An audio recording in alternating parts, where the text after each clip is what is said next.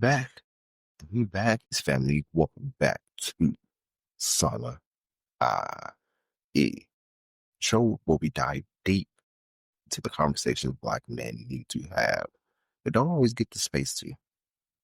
I'm your host XO, and today we're kicking off a brand new Unnatural Literacy miniseries. Over the next few weeks, we're going to break down money in a way that's practical, understand, and most importantly, actionable. Because at the end of the day, peace of mind starts with clarity. And if money is stressing you out, it's almost impossible to have peace. I'm speaking from personal experience. So today's episode is episode 1, Money Myths, Bad Wishes. We're going to dismantle some of the biggest lies we've been told about money, reveal the real play, and close out with a 7-day action plan you can start right after this episode.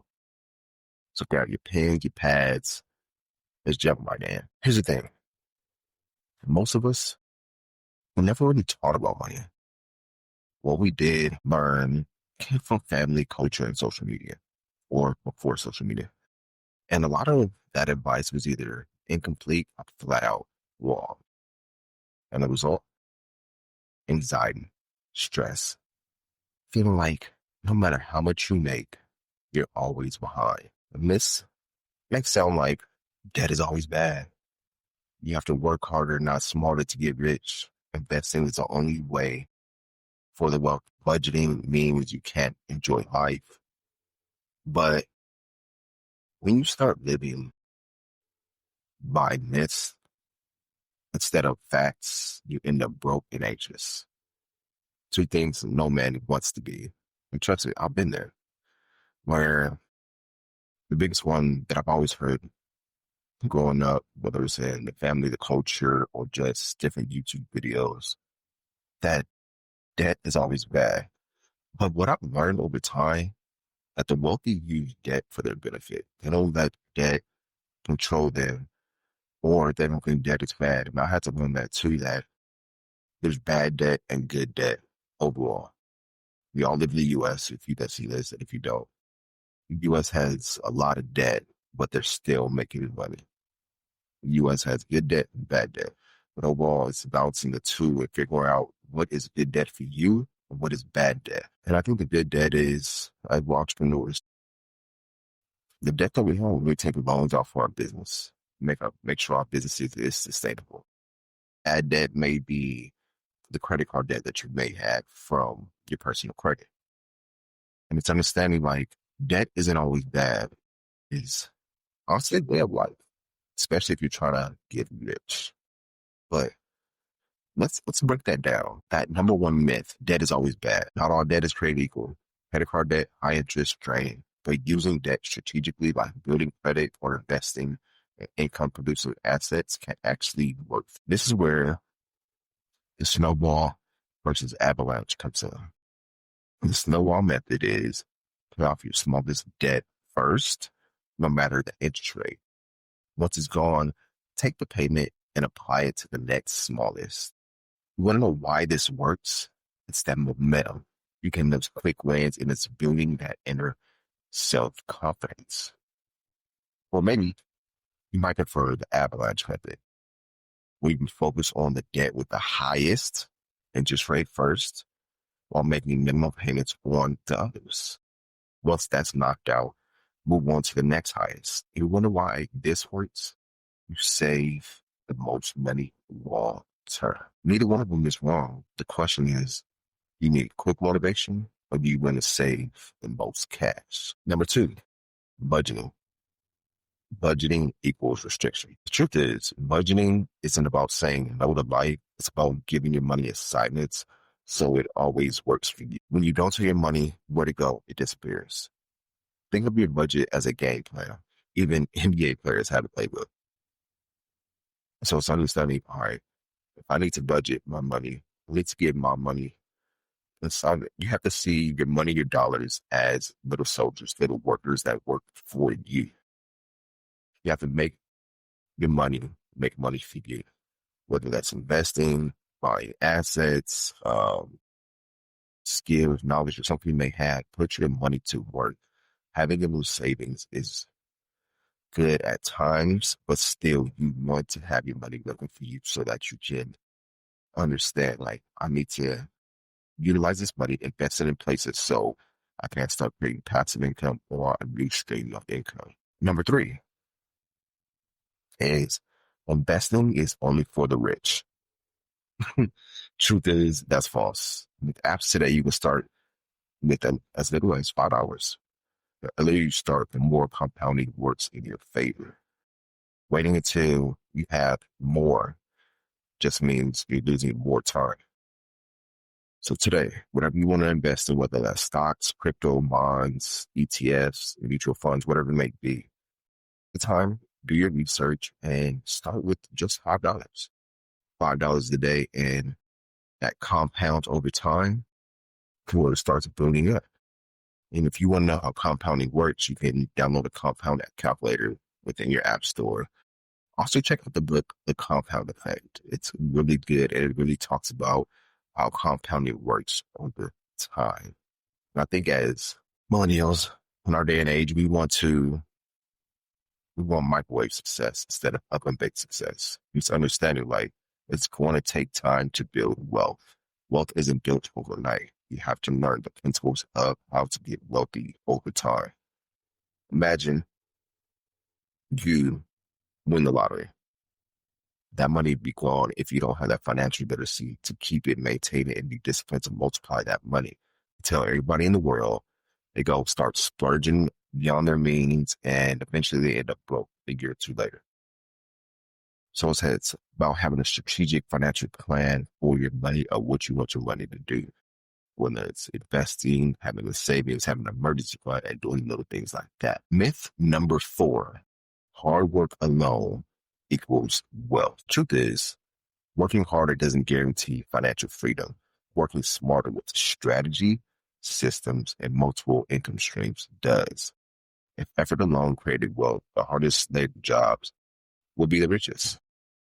So it's all about being strategic, creating systems. If you already have a 9 to 5, use that as your first investor for whatever type of business you're trying to start or side hustle. And use the 5 to 9 to work on your side hustle or a different business until that outgrows your current paycheck from your 9 to 5. And understanding hard work, yeah, you got to work hard for anything that you want in life, but it's also about working smarter, creating the strategy, creating the systems, and developing those multiple streams of income. You may have to sit down with yourself and ask, what am I truly passionate about? How can my passion help somebody else out? Now we move forward to mental health connection. How mental health and money play a role. Now let's be real. Money isn't just math. It's really mental health. 43% of Americans say 43% of Americans say money negatively impacts their mental health. Black men, especially millennials, feel extra pressure because many of us are first generation wealth builders. We're carrying not just our own goals, but often family expectations. Myths feed anxiety. The clarity reduces anxiety. That's why dismantling these money lines is mental work. It's understanding, especially Black men, we like to carry our family's expectations of what we need to get done when it comes to building wealth. In this day and age, we see new millionaires born every day, not literally born.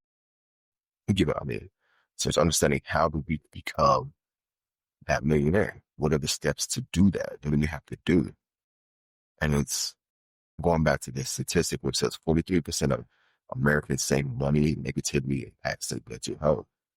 And that's so true, because at the end of the day, our worth is determined by money or net worth in society. But overall, your true worth is valued by what you look at yourself. And I know how it is. I've been there where I'm looking at my bank accounts and it's not looking too pretty. And it takes a hit on you mentally, because you're like, damn, I don't got money for this. I don't got money for that. Well, how am I going to pay this? And just starts building anxiety and starts building stress, especially when you're the only breadwinner in your household when you live alone. So it's understanding like, okay, if money negatively impacts my mental health, what are some strategies or what are some ways I can stay on top of this and stay on top of my mental health as I go and progress in life? And that's what leads me to the 7-day action. This, if you've been taking notes, this is where the notes will come in handy. All right. Enough theory. Let's get this into action. Here's a 7-day plan to start breaking free from your money myths. Number one, first day, day one, write down your total debt. No judgment, just clarity. You always have to check where you're at so you would know where you need to go. What is the total debt that you have? What does credit card debt, student loans, money that you owe people, whatever it may be.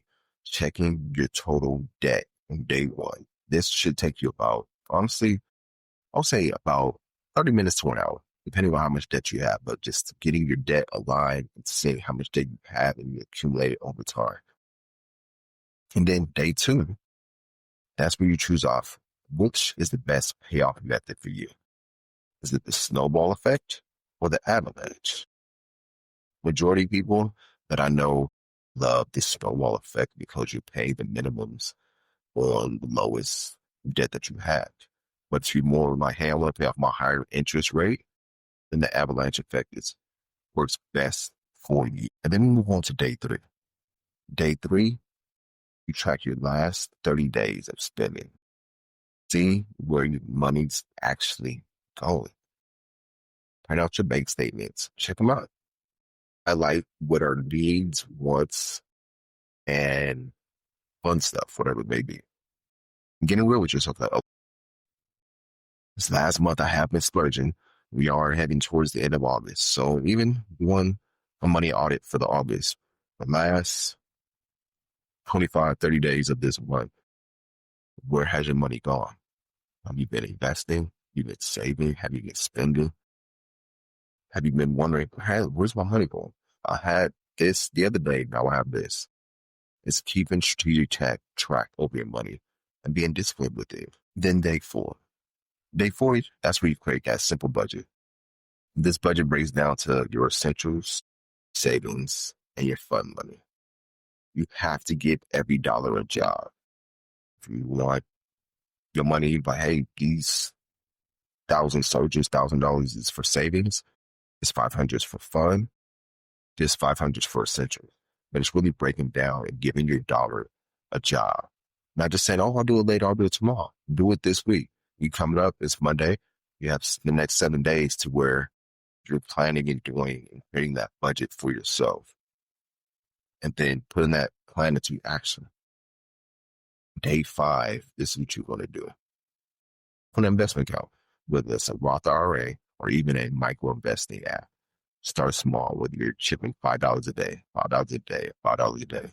And then once you start developing, you're getting more income, you can start doing 10, 100, 1,000, whatever it may be, where you're investing more. But open those investment accounts because these investment accounts are for your future family, for your future businesses, investments, and things like that. Open that investment account if you don't have one already. And also study and understand what a Roth IRA is. I will be breaking that down in this financial literacy series. But a Roth IRA is very beneficial to you, especially at the age you're at now. Day 6, automate one thing, whether that's bill pay, savings transfer, debt payment. Automate one of those. And maybe the bills where you go, okay, I'm automating electricity bill, or my Wi-Fi bill, or my cable bill, whatever it may be. Automate that so that pays monthly, and you don't have that heavy burden on yourself. Where you're like, oh, did I pay my bill? You already know you paid it because it's already automated. And some of you may be ahead, like, my bills are already automated. My bills are automated, but my savings transfer isn't. Whatever it may be, automate that one thing. Debt payment or the savings transfer or paying bills. Keep that automated on a weekly basis. That leads me to day number 7. Have a money check-in with yourself or your partner. Reflect, adjust, and keep building. It's about having that weekly discipline with yourself. Every Sunday, look back at what you spent that week. Look back and see if you're on track and did everything you're supposed to do.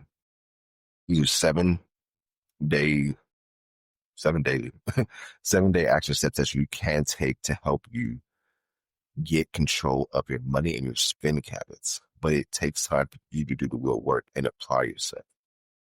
You can say, oh, I'm going to do it tomorrow. I'm going to do it next week. We always like to put off things that we shouldn't do in that moment. It takes you less than 5 minutes to do, especially if it pertains to your mental health as well as your money. You want to take that time and look at where everything is going. And be honest with yourself. Sometimes we have to have that harsh talk with ourselves. Like, man, I've been spending like crazy. I've been splurging. I've been doing this. Let me get control of it. We got, I think, 3 or 4 months left in this year. Take control. Take control now so you're starting 2026 on a better note. But I appreciate y'all. Remember this keep you broke and anxious. More money, truth, builds freedom and peace. Be honest with yourself about where your money's been going lately, especially if you don't like how your money's been going. Be honest with yourself and understand, okay, it happened. This is where I'm at. Cool. Boom. Now, this is where I want to go. Paint that picture and that vision where you want to go with your money and how you're going to do it. I just gave you a 7-day action plan, which is super simple to do, but it's all about application. I don't want to just be entertaining y'all. I want to educate y'all on some of the things I've done to get control of my finances because I've been that person. As I said last episode, I'll spend. Our mentality was I'll make it back. But eventually that runs out. Systems in place so you don't always continuously splurge. And I appreciate y'all tuning in, taking the time out your day to listen and understand. This is just the first step in our financial literacy miniseries. Next week, we'll dive into the cost of comfort and how playing it safe wrecks your potential. You don't want to miss this. If this episode helped you out, share with somebody, share with a friend, share with a brother, even share with your pops. Because these conversations aren't just for us, they're for future generations, they're for the community. And if you haven't already, go ahead and smash that subscribe button. Follow us on social media at Sana. That being said, peace, love, and clarity. Till next time. Peace.